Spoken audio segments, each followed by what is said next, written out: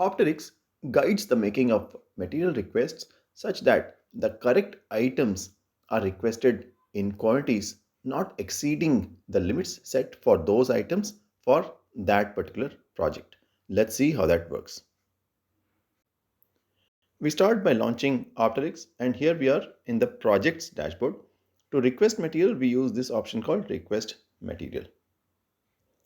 First, we select the project such as this, and we are presented the status, the running status of the project and the bill of material status. These two indicate that this project is running and the bill of material is approved, so it's eligible to receive material.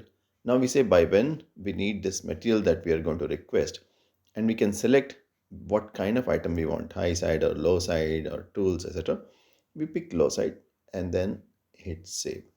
When we do this, the system automatically pulls in the material that has been already identified for this particular project, where the bill of material has been prepared and quantities have been set for this project.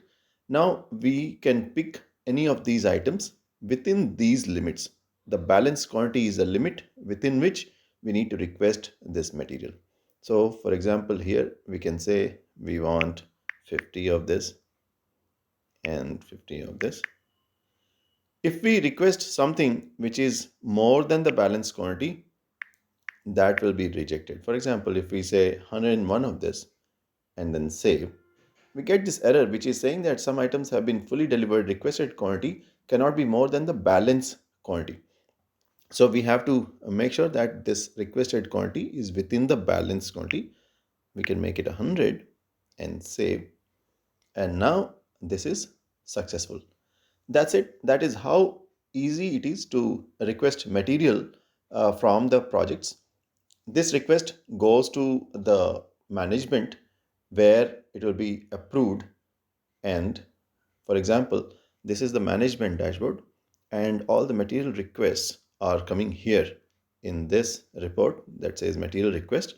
For example, over here, if we see, we have these material requests such as this Fawad Khan request is here, and the management can open it and review it. Management gets a more uh, detailed view in terms of the total available quantity, what is the PO quantity, how much has been set as a limit for this project, how much has been already delivered, how much is being requested, and so on. So the management can review this whole thing in great detail and then choose if they would like the purchase department to create a PO. They can set this action required to create a PO and then hit the approve. When they do that, this particular material request has been approved. Now the purchase department will go ahead and make a purchase order. Store will receive the material, and then they will deliver the material to the project.